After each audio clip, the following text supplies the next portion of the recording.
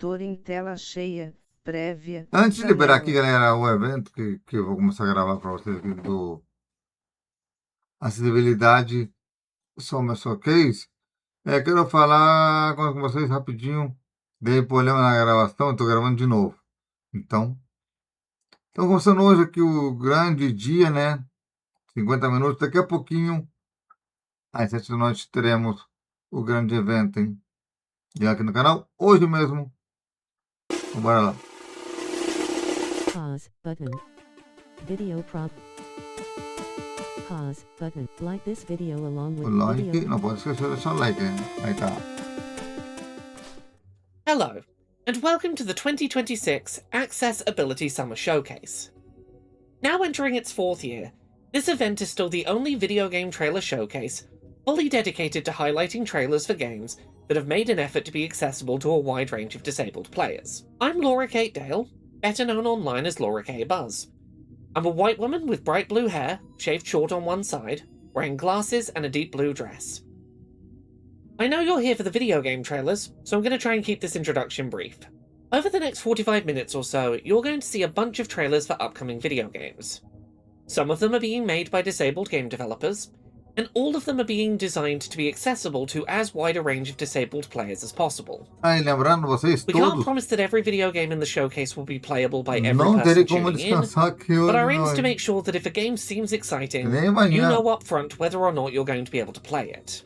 Our hope is that for most of you tuning in, there will be at least a handful of games shown during the showcase that will have the correct mix of accessibility settings and features that you need to be able to play the game upon release. If you want to see most of today's games in one place, organised by accessibility support type, you can check out our Steam event page by going to bit.ly/Summer Showcase 2026. There you'll find demos for some of our games, as well as be able to wishlist any games that catch your eye. Our headline sponsors for this year's Accessibility Summer Showcase are Manycat Studios and TechRaptor. I'll have more information about both of our headline sponsors a little later in today's showcase. Só que ela tem. Until then, a huge thank you to both of them for their support. The Accessibility Summer Showcase is a non-profit event, and their support has been invaluable in allowing us to once again offer American Sign Language, British Sign Language, and audio-described versions of the showcase. Well, that's enough from me. Let's jump into the game trailers. Hi, I'm Tommy, one of 3 stunning developers from Daydream Gallery, an indie game collective creating extremely cool and unique experiences. Trading Card Inspector is a quirky, hilarious take on the cozy job simulator for a job that doesn't and shouldn't exist. You'll be asked by the nefarious Habubis Corporation to value real cards and shred fake cards from their award-winning trading card game. Por carta. Along the way, you'll make friends, collect a handsome paycheck, and unravel a grand corporate conspiracy. E dá pra você botar a tela Our art grande, style isn't just super slick, cool, and cute, it's tela high mediana contrast by e tela default, de with 40 cores, color como palette tá options for you to unlock and na choose imagem from. aí, ó. You'll be able to pick out the colors you find easiest to see, or whatever colors you find cool. We've also added a pair of settings to increase the size of cards and Podemos memos, botar mais a great for letra players using a small or e o handheld tamanho da screen carta who may também. need assistance due to our 1-bit art style. We thought it was really important to avoid timed inputs. There can sometimes be a lot going on in Trading Card Inspector, so we wanted to give players all the time in the world to make the right choices, both in gameplay and in the story. There is one gameplay modifier that adds some challenge by slowly dissolving the valuation criteria on the card over time. If that's not your cup of tea, you can turn it off in the pause menu anytime and choose not to enable it in endless mode, with no penalty. All you need to play Trading Card Inspector is a mouse, or any pointing device where you can left-click and drag. It's as simple as that. You can also play this game with a controller or on your Steam Deck. In addition to the mouse controls, you can also press the up, down, left and right arrows on your keyboard or controller D-pad to change the value amount. In addition to all of that, we have custom volume controls as well, and a dedicated option to remove unwanted rotation from our cards, making them easier to read. Big thanks to Laura for putting this showcase together every year and for letting us be a part of it. We hope to see you when Trading Card Inspector launches very soon, this June.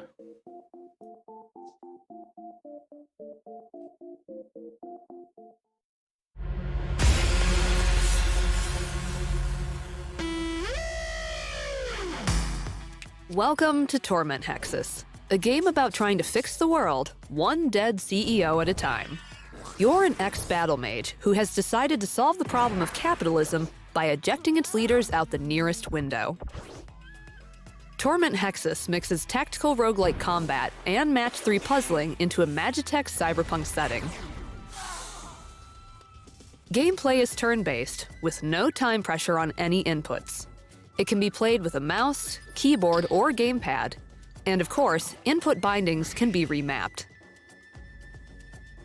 Visual effects like scan lines and bloom can be disabled for increased visual clarity. And for people with photosensitivity, we've added an option that swaps out the most intense visual effects with more simplified and subdued versions. The most exciting thing we're trying to do with Torment Hexus is make it accessible to blind and low-sight individuals. The game exposes a running narration of events to the operating system, which can be vocalized by screen-reading software like NVDA. Tactical grid. You at F7 with 39/100 health. Tile is threatened by Ghost Alpha at F3. Deleter Alpha at D7. You can move left to E7. You can move right to G7. You cannot move up to F6. Blocked by Fountain. You can move down to F8, but Tile is threatened by Ghost Alpha at F3. Wealth Mage Alpha at B1 with 20 health. Raptor Alpha at C7 with 15 health. Deleter Alpha at D7 with 20 health. This is challenging work. The game has a lot going on, and it's difficult to present the information the player needs to know as a linear sequence of words. We're working with consultants in the accessibility community to iterate on the tech, and we hope that the final game will be one that everyone can play.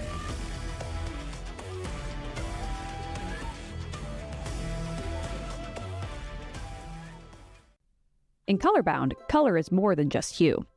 In this palette platformer, you play as Anku, an Aymara boy on a journey to reunite his late grandfather's band.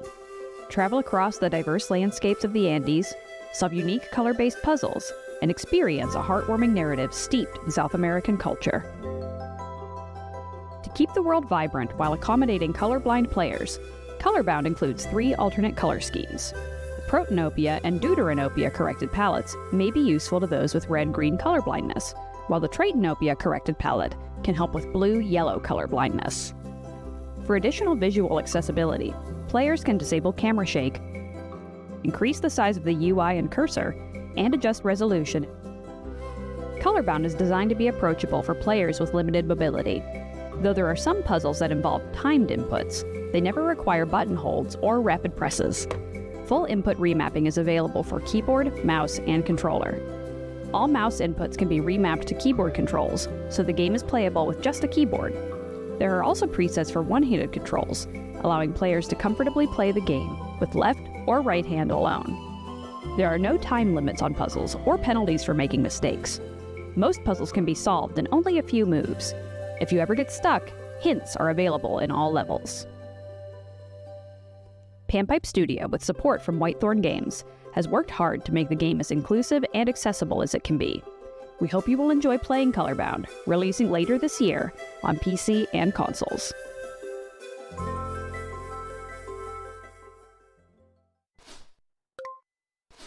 Hi there, my name is Elisabeth Siversen, also known as Arevia Online, and I am a disabled gamer and accessibility consultant from Norway. I'm a pale white woman in my 30s with dark blonde hair, wearing a green jacket and a white t-shirt. The next game that is coming up is the first big Norwegian game I have had the honor to be an accessibility consultant for. Working with the developers at Megapop has been an incredible experience, both due to the constant want to learn and adapt to new information, and due to the hope of making this the most accessible reef builder out there. From the first time I met the dev team at Megapop, it has been obvious to me that they truly value and understand the need for accessibility in gaming. They have tirelessly met every barrier I have pointed out with creativity, trying to expand what accessibility can be in this genre, while at the same time understanding their own limitation. It was especially impressive to see how Siv, the UI and accessibility programmer, worked with making this game fully playable with both a controller and mouse only, developing an option for on-screen camera control and zoom. And with that, let me introduce you all to the next game, made by Megapop and out now. This is Life Below. This is Life Below, a city builder that takes place in the ocean, a reef builder. Accessibility has been a priority for us since the start. The goal is to make Life Below as fun and playable for anyone who wants to play it. That means not just adding some settings, but trying to bake in accessibility into the game itself. Let me show you what I mean. We can start by picking a difficulty mode. We have peaceful, challenge, and then we also have balance.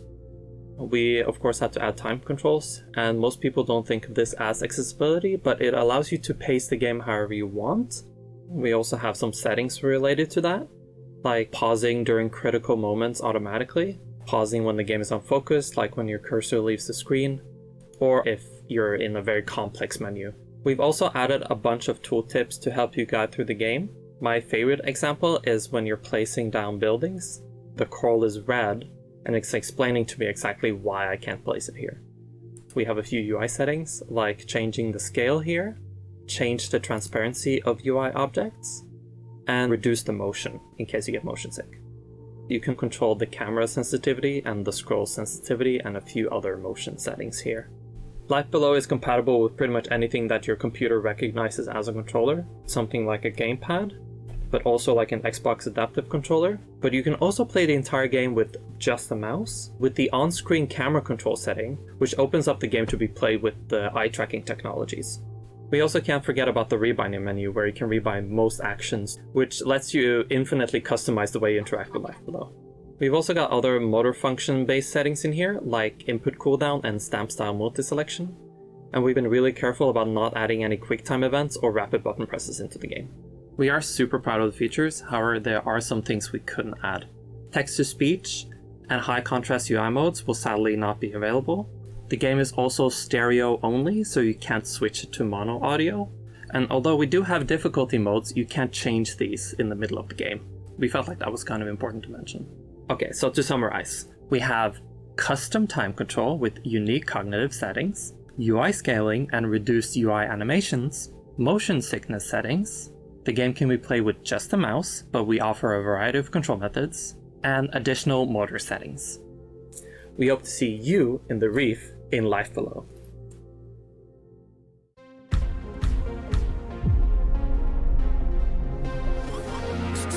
Enough wasting time. Let's get to work.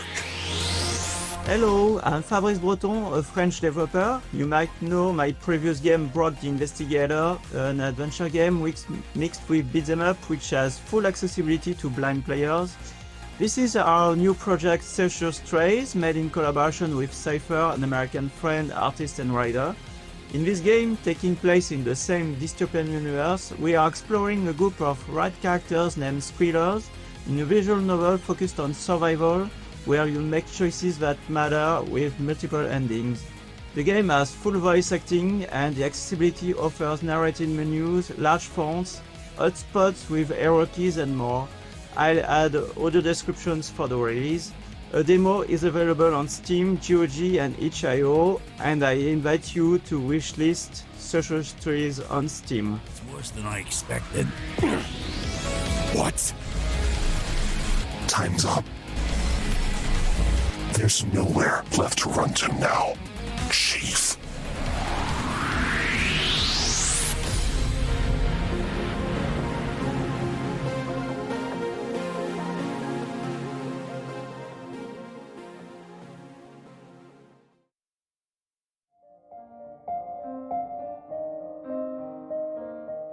I'm Evie. This is my room. I like purple. People always say I see the world differently, which is weird, because I can see it just fine. Oh, the leaves are so crunchy. It's the hearing it, and the smelling it, and the everything at once thing. That's the tricky part. But I have a system. My favorite pen. Why is it here? You figure out what things mean. You put them in the right order, and sometimes the world gets a little quieter. Canvas of Thoughts was built around different ways of experiencing the world. Yeah, I did most of it. Sensory-aware gameplay and player-paced interactions. Tick, tock, tick, tock. Customizable accessibility settings, including colorblind support and adjustable dialogue pacing. A safe space to slow down, stim and recover. created alongside neurodiverse community feedback. I liked some parts. I know that. You can focus really well sometimes. Ich verstehe Liebe nicht. It looks like someone forgot this here. I need to bring them in order. Old MacDonald had a farm, E-I-E-I-O. Hey, why do you always draw by yourself? Because it's quieter. Esse aqui é um jogo legal. Só que não pude ver ele nessa ocasião. Eu tava. Wishlist Canvas of Thoughts on Steam. Vamos. Hello again. I hope you're enjoying the showcase so far. I'm popping in briefly to tell you a little bit more about this year's headline sponsors, Manycat Studios and TechRaptor. Manycat Studios is a disabled-led accessibility consultancy, supporting game studios in building inclusive and accessible experiences from concept to release. As a disabled-led team, Manycat Studios partners with the games industry to create more accessible games, ensuring that players of all abilities can participate in their love of gaming. The studio operates with authenticity and a commitment to a healthy, sustainable remote work culture. TechRaptor.net is a games media website, founded back in 2013, that publishes high-quality news, reviews, opinions, features, and guides for both video games and tabletop games. As someone who has been a staff writer, freelancer, and editor at a number of major games media websites over the last decade, I can vouch for the quality of writing and reporting over on TechRaptor. They have a firm anti-AI stance and put a portion of their profits each year towards supporting great causes. You can find their coverage at TechRaptor.net. I imagine by the time you're seeing this, there'll already be a great write-up of the 2026 Accessibility Summer Showcase live on their website. Thanks again to both Manycat Studios and TechRaptor for their support of this year's showcase. Their support has made our accessible adapted showcase variants possible. Anyway, time to get back to the game trailers. Hi, I'm Yamako, a solo indie game developer, and I make games under the name ./badgames.zip. This is my first project, released last October, called An Unplayable Game. It's a short puzzle platformer that's about accessibility settings in video games, with half an hour of developer commentary that's unlocked when you reach the end. The game is designed to fully accommodate players who typically can't play platformers because of the dexterity and timing that's required to play them. It's only about 15 minutes long at most to avoid fatigue, and it was designed for comfortable mouse-only single-button controls, or gamepad with a virtual cursor, if you prefer. You won't need to hold down any buttons or keys, as it's completely beatable with only short presses. You also don't need to worry about dealing with tight timing, even on difficult jumps. There are game speed settings that let you play entirely at your own pace with no timed input whatsoever.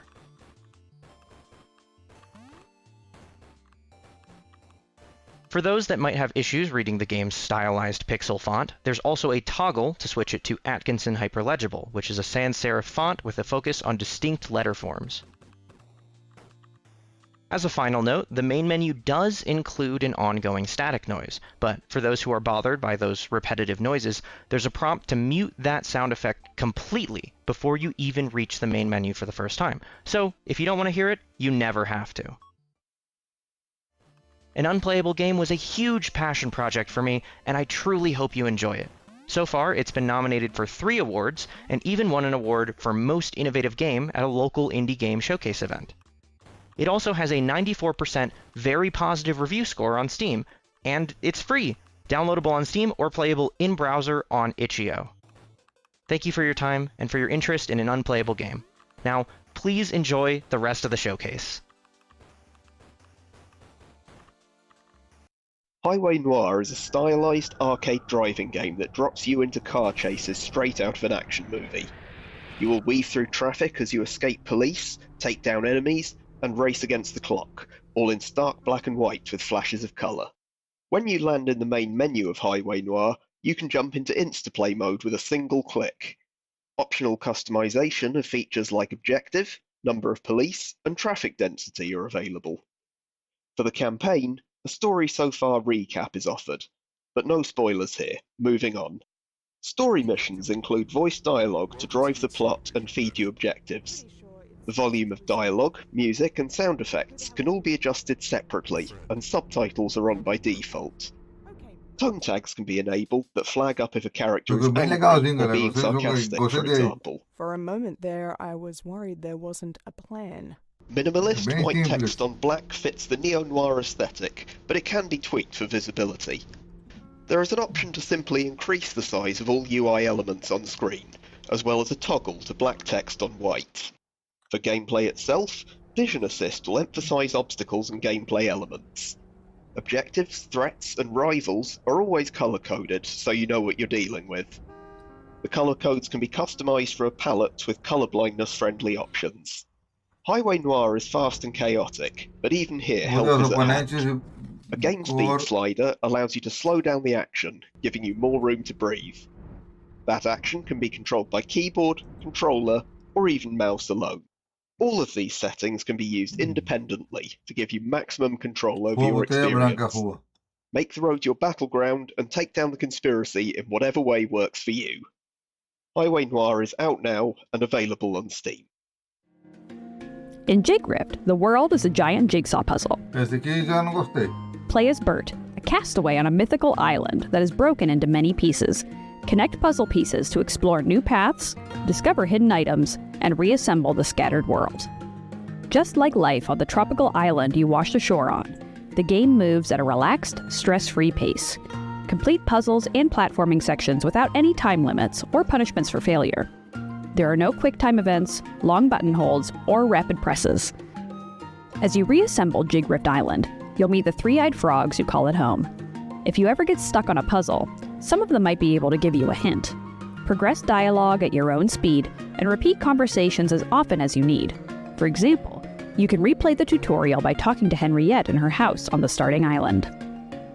Rebinding is available for keyboard and controller inputs.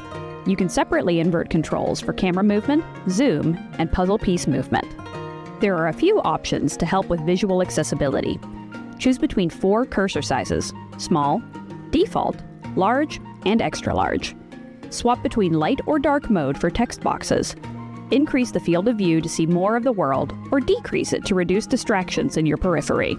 The teams at Empty Castle and Whitethorn Games are so excited to share Jigrift with you. Look forward to the release later this year on PC and consoles. Ah, pero como tem console esse jogo, hein? Mas... Hi, I'm Colo. I'm a disabled gamer and content creator, and you can find me primarily on Twitch, but in all of the other places under the name Hello, it's Colo. When thinking about why games accessibility is important to me, it's a really interesting one because actually, it's not really about the games. Hear me out. It is about the games. I love gaming. Gaming is my job, it is my hobby, it is my community. It is about the games, but actually it's more than that.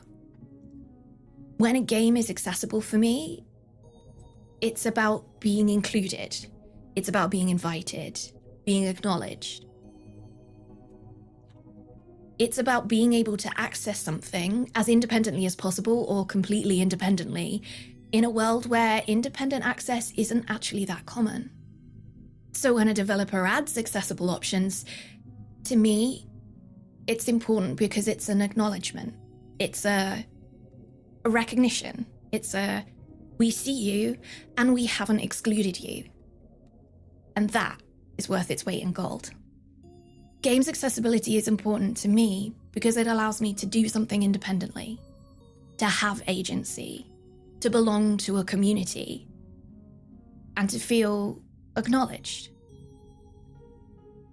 And also to play really cool games. I know at the start I said it wasn't about games, but it's also about the really cool games too. So to all of the developers out there and the creators out there going out of their way to make their media accessible, thank you. It doesn't go unnoticed. Hey, I'm Talon, and I was one of the judges on the Games for Blind Gamers 5 Game Jam. As all of the previous jams, this one was a blast, and I want to talk you through some of the games that came out of this jam. We had a lot of groups this time around as well, so quite a bit fewer solo developers, which is always great to see. And nothing illustrates this more than the top 2 games that were selected by the judges for the Games for Blind Gamers Jam 5. The top spot is taken by Valencia Tales, and this one is an ambitious game, and it's heavily inspired by The Legend of Zelda, and it basically ticks all of the boxes. It's a first-person action-adventure game where your goal is to save Valencia from the clutches of evil. You do this by utilizing your divining rod, which basically lets you see what's around you in the world. So you can turn around and it will tell you what's in front of you and what's around you. It has features for locking on to different things like landmarks or buildings or waypoints. And it also helps you with combat. So it tells you how far away you are from an enemy. And all of these things happen in the game world. There's no separate fighting modality or anything like that. The story is really nice, and there's a bunch of cutscenes, and there are boss fights with different mechanics for different bosses. There are puzzles, small puzzles that you have to solve to progress from one area to another. And for a game made in such a short time, there's a surprising amount of variety in there, together with the music and the area descriptions and all of the dialogue. And it was a very enjoyable experience, and I was definitely surprised to play it as a game made for the Games for Blind Gamers Jam. You know, my chicken finder. Have I never shown you before? It's this rod that helps me find my chickens when they get out. It looks mighty fancy, but I'm pretty sure that's all it does, finds chickens. We tend to not get these kinds of games very heavily, especially not these ambitious kinds of games. But we got multiple of them this year because number 2 in the list is Impulse Response, which is a game oozing with atmosphere and amazing voice acting and a gripping story, which I don't want to spoil too much because I think both of these games are definitely worth playing through. It's a first-person puzzle game, I would say. There's a number of puzzles which get progressively more difficult as you play through the game. And with each one you complete, you unlock more of the story, which is basically told by your characters as you progress through the game. You uncover clues as you go. It's a horror-themed game, so the music and the voice acting and all of the sound effects match that atmosphere perfectly. And this one has a special mechanic where the acoustics of the room are actually modeled in code. So you hear the reverb where the room opens up. You have a mechanic where you can basically clap or like tap your foot, and it will play a click sound, which will then echo through the room and tell you where you can go and where you cannot. Yellow alert. Reactor offline. Okay, shut up. Yellow login success. Engineer Cadence. Quinn, welcome. Please complete health check. Yeah, health check, then I can get out of the cryo room. There's a fair number of logic puzzles in this, and I found those to be very enjoyable. Number 3 in the list is Delver's Folly, and this is quite a different game, but it's no less ambitious. It's a roguelike where you basically navigate through a dungeon. You're trying to find the boss. Every time you move to a different section of the dungeon, you get to choose from a list of 3 rooms, which it could be. A lot of these rooms have different properties and different things that they can do. For example, you can grow things if you have the prerequisite rooms linking to it, or you have a chain which is unbroken to that room. For example, water. You can search for materials in each room or for keys or other things. And there's a lot of variety in this game. This one you can also play for a very long time, and there's a lot of replayability in this. There's also amazing voice acting in this, which gives the game a lot of character. I highly recommend you play this one if you like this kind of game. Number 4 is a game made by one of our regulars, Shift Backtick. In Omega Reach, you explore the universe. You are the curator of a conservatory, and you're tasked with finding instruments and interesting facts about planets and their surrounding space. There's a ton of content here, and you can play each of those instruments. And maybe it also has a dungeon of its own to explore.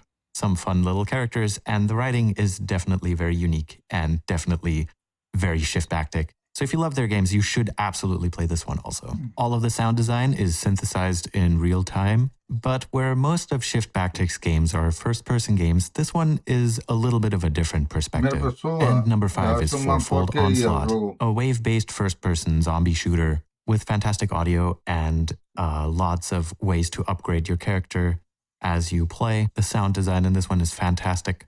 Lots of binaural audio goodness, and it definitely gets quite challenging as time progresses.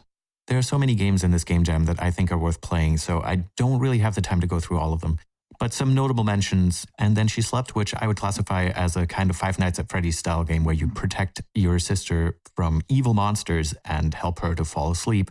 Toasty, which is a fun little card game where you have to make toast and not sandwiches. Tape Memories, where you zoom in on different tracks of different audio to figure out what happened last night, and many, many, many more. We've had 35 entries in total, from maze games to visual novels, reaction games, side-scrolling platformers. Some games were more of a prototype, some were finished. So it was a nice bunch of different things this time around. This was also the first Games for Blind Gamers jam that happened after Godot added Access Kit integration to their games and the editor.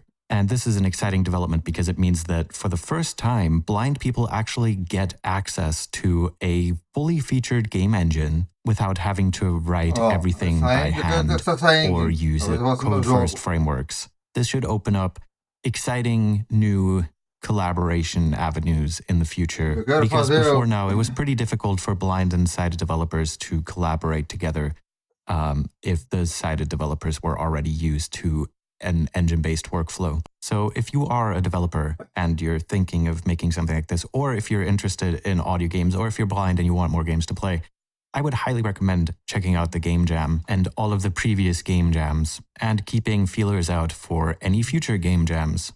Anyway, that's it from me, and I hope this was interesting to you. Hello again, everyone. I hope you're continuing to enjoy this year's Access-Ability Summer Showcase.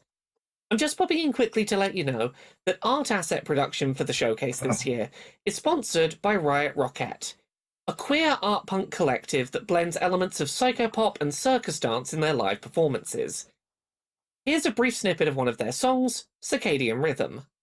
Now, ladies and gentlemen, gorgeous dogs, grotesqueries, we welcome you to a lovely evening with Riot Rockette.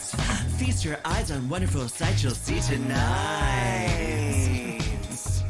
Bang, bang, can't shoot me down. Bang, bang, here comes another round. Bang, bang, can't shoot me down. Bang, bang, here comes another round. The carousel it leaps and bounds, and here comes the clown. What you waiting for? Their debut album, Idiot Savant-Garde, is out now. You can find a link to it down in the video description. Hello everyone, we are the Ludanio team, and this is us in the game we're currently developing. It's called Super Weird. In this game, you and your friends, or all by yourself, control little robots, and you have an infinite number of them, but they are of very poor quality. They can walk, mine, carry stuff, craft various things, and fight. We are able to improve them, and we can program them, but the robots are of such poor quality that they don't even remember their own program and only execute the single command they encounter. For example, to mine, or to carry wood, or to use various items we've made for them. And this is how we build our massive automated system in a fragmented world. We're rebuilding it piece by piece, and these pieces are locations where we can discover new resources, advanced technologies, and even fresh sources of robots. In the end, our system can help us defeat the main mega robot. That's why our system needs to be reliable and efficient. We want the world of Super Weird to be open to everyone, and to make it happen, we're focusing on these accessibility options. The interface is easy to adjust. You can increase menu contrast, or choose a color profile that best fits your vision. To help you stay focused, the cursor and tooltips can be scaled up, so important details are always in clear view. Neutral speech synthesis is available for interface and dialogues. Upgrade yourself. Let's show those tin cans they're not any better than living beings. You're free to choose the most comfortable look for your hero. Every color scheme is designed to be easily readable in-game. controls are fully remappable, and instead of holding down buttons, you can simply set your direction with a single click. Everyone is welcome in the world of Super Weird. Let's build it together. Hey everyone, I'm super excited to tell you a bit about Hurdles, our Spyro and Zelda-inspired adventure game where you play as a magical dog. We are a small team of 3 people at the core, and the hero of our game is actually inspired by my real-life companion. From the start, we wanted accessibility to be part of our design philosophy, instead of something we only think about at the end. One conscious choice we made was to keep the controls consistent throughout the game. You do not level up or unlock new powers. Instead, you rescue magical creatures called Hurdles, and they give you contextual abilities while keeping the control scheme the same. They let you bounce, glide, break walls, swim up waterfalls, and more. New Hurdles open up additional paths through our world, and they allow for all sorts of emergent gameplay. There are always multiple ways to progress, so where you go and what you choose to do is completely up to you. We also have puzzles in our game, but if a puzzle does not work for you, we do not want that to be a barrier. You can get hints, disengage easily, or use options including auto-solving the puzzle. There is no combat or death in Hurdles, so if you miss a jump and fall down, you do not just respawn at the top and have to try again. Instead, you continue on your way and you might even discover something new, something you might have missed if you had made the jump. Speaking of jumping, we added options like platform snapping and ledge guard. For some players, these can make platforming less frustrating, and for blind and low vision players, options like these can be essential to making the game playable at all. We already have a lot of accessibility features in the game. Things like a high contrast mode that lets you define the colors, but also sliders for brightness, contrast and saturation.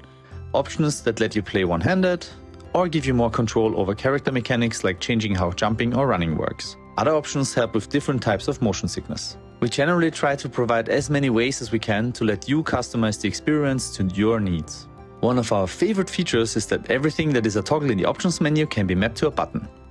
So for example, if you only need high contrast in certain situations, you can bind it to a button. Then you just turn it on when you need it, do the thing, and turn it off again afterwards. We want accessibility to be accessible during play, not hidden away in menus. Starting today, we are running a closed playtest with a focus on accessibility and would really appreciate your feedback. You can sign up now at playhurdles.com. The website also has a list of all current accessibility options available in the game. If Hurdles seems interesting to you, please consider wishlisting and joining our community. Realm of Mind, A Game of Thoughts, plays with inclusion, representation and accessibility. It's made by me, a disabled developer, to share some experiences and insights. You can expect easy controls, light mechanics, and heavy topics. Flame of Mind has you discover a totally typical girl through finding mementos, listening to memories, and making decisions that don't really have good answers. If that sounds difficult, maybe you can relate to her struggle, and perhaps even benefit from one of the aids you can find as you go through her room. I don't want to take that challenge away from you, but I do want you to make informed decisions about your own mental health. The premises and topics of the game are described in detail, so you can read up on what to expect. Content notes will give you a heads up about sensitive issues for each memento that you can find, and if you don't want to listen to the emotional retrospectives, you can choose to mute the voiceover or even skip as many of the memories as you want. But it's still a game to struggle with your feelings, and not a game to struggle against my controls. So by design, it's very accessible for players with motor disabilities. It's a walking simulator with no complex inputs required, you can always save and come back later, and while there is one rushed story decision for you to make, you can help yourself in the settings if you really want to experience the time-sensitive timeline. In terms of sensory accessibility, I ensure legibility through good fonts, good contrast and proper scaling by default. If you need more control, you can adjust audio levels, reduce motion overall, reduce gesture head bobbing, apply high frequency filters, and if my selection of legible fonts doesn't meet your needs, you can just use one from your system configuration instead. Sadly, some of my original plans, especially full screen reader support, a simplified control scheme and closed captions, did not yet work out. But you can play the game blind with an assistant and all important dialogue is always displayed via text.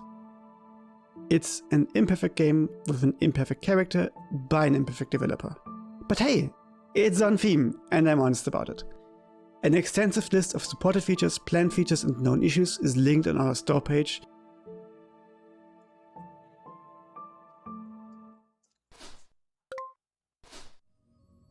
Hi everyone, my name is Leo, my pronouns are they, them, and I am a disabled gamer and accessibility advocate. Gaming accessibility is important because everyone should be able to access the self-care and social benefits of gaming. Games have connected me with so many wonderful people, including my husband and many of my friends.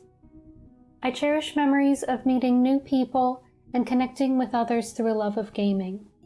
When I first became disabled, I was worried I would not be able to participate in those activities anymore because I could no longer use a standard video game controller. However, thanks to the work of incredible accessibility advocates before me, I've still been able to play many video games and make new memories.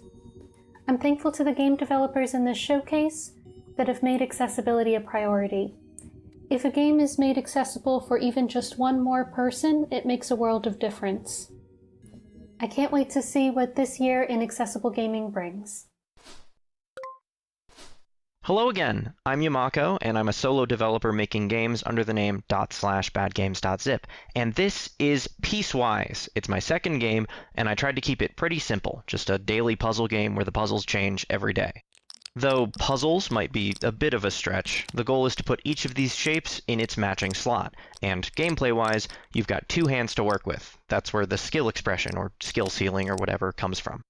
Now, there's quite a lot of shapes and quite a lot of slots, and you've got limited time to get it done. And only your first try each day will get ranked on the online leaderboards. Everything after that is just practice, and you can practice as much as you want. But that first try, where you're seeing today's shapes for the first time, is pure skill, and that's why it's so important. So, I made this game with the personal goal of improving my skills as a developer, and I kept a small scope so that I could meet myself where I'm at, with a reasonable challenge for my skill level. And that's what I'm inviting you to do when you play Piecewise. You can fully customize the time limit to fit your skill level, since everyone's different. But no matter what, you'll want to make sure that time limit is challenging for you. Your chosen time limit will determine a multiplier that gets applied to your raw final time. In other words, the lower that you set your time limit, the more your final time gets reduced, and the better your ranked time becomes. So don't set the limit too low, or you'll fail and your run won't be ranked. But don't set it too high either, as too much of a safety net means that your multiplier will be worse. So instead of me making static difficulties, each player gets to set their own level of challenge, and you're encouraged to make it as hard as possible to get the best times. If you think you can beat the board in 30 seconds, you've got one shot to prove your skills. There are daily online leaderboards for each board in the game, if you like competition, but they're not really the focus. There's a full records browser for you to track your own personal skill improvement, and in the full version of the game, I'll be adding bonus modes for even more offline content. And finally, let's talk accessibility to round things out. Aside from the flexible difficulty, the game's colors are calculated to always guarantee high contrast, even though the colors change daily. On the topic of visuals, you're also able to turn off the floating shapes in the background in case that constant movement back there causes any kind of motion sickness. It'll instead be replaced with a static, solid color background. There's also an alternate toggle-based control scheme for players who might have trouble holding down the buttons, and, of course, an alternate font if you don't like the pixel text. And there's full controller support, alongside a mouse-only control scheme that supports one-handed play. It's a simple game, but I'm really proud of it. I had a great time making it, and I hope you like it. The demo is out now on Steam, with an itch.io web build coming soon, and the full game releasing soon after that.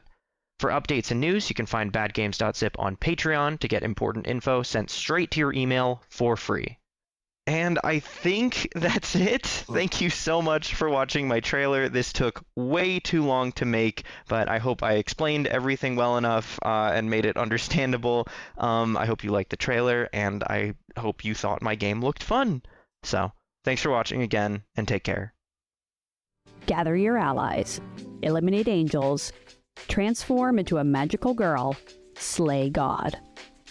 In Kernel Hearts, fight your way through angel-infested domains alone or in a team of up to 4 players.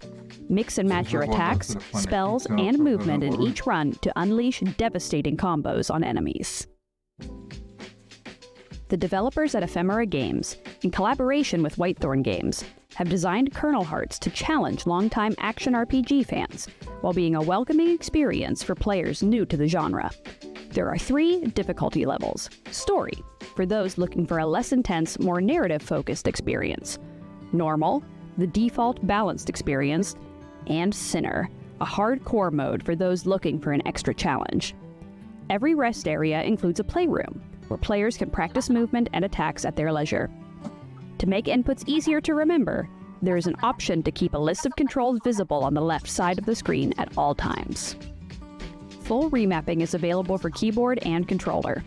Players can separately adjust the sensitivity of the left and right analog sticks, invert their X and Y axes, and enable or disable vibrations. There are a variety of options for visual comfort. Toggle motion blur, bloom, and screen shake effects to reduce eye strain while traversing the overworld. Text boxes are high contrast with white text on dark gray backgrounds. In multiplayer, each player can advance dialogue at their own pace, and combat won't begin until all players are ready. Check out the public demo available now, and please look forward to the full release of Kernel Hearts this fall on Steam, the Epic Games Store, the Microsoft Store, PlayStation 5, Xbox Series S and X, and Nintendo Switch 2. Já quero jogar, minha filha. Fishbowl is a slow and tender narrative game about dreams, grief, and hope. Rediscover your memories and find your way into the present in this intimate experience where slice of life meets surreal. In Fishbowl, 21-year-old Alo gets her first job in a new city and lives by herself while grieving her grandma's death. You rediscover memories of Alo's childhood by sorting through her late grandma's things. Take your time to take in each object. There are no time limits here.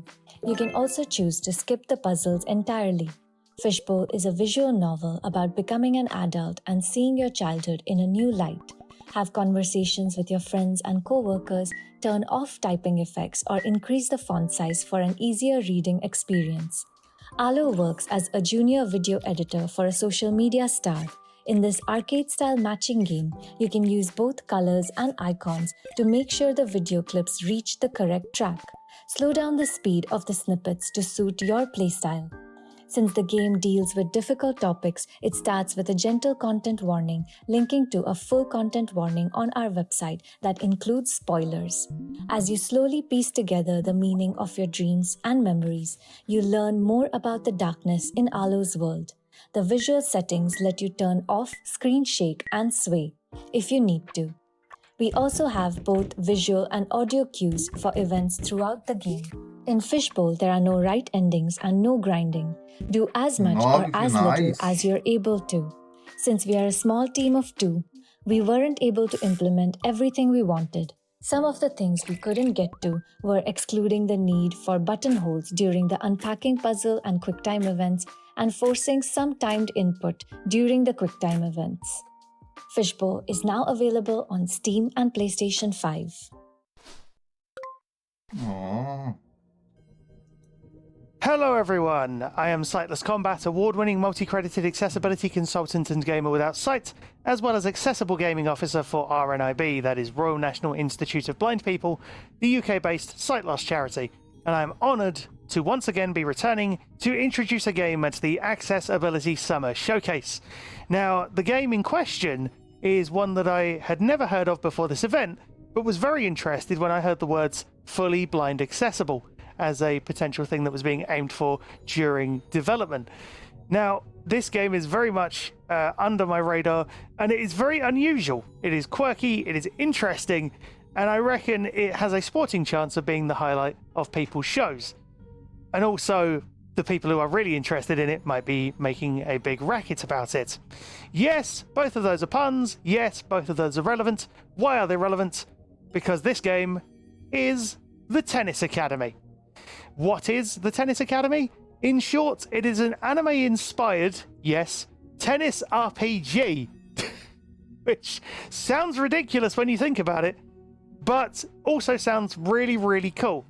Particularly given I saw mention of giant boss fights and heroic tennis battles on the Steam page, which I would highly recommend going and wishlisting once you've seen the trailer if you like this. This is a solo game dev crafting this in Godot, which is also having accessibility work looked into by the community and various developers, which is really cool to see as well. I am really interested to see how this works when it comes out and when there are playable builds and things. But without further ado, I will let the trailer do the explaining, because I don't think I could do this justice. Here is The Tennis Academy.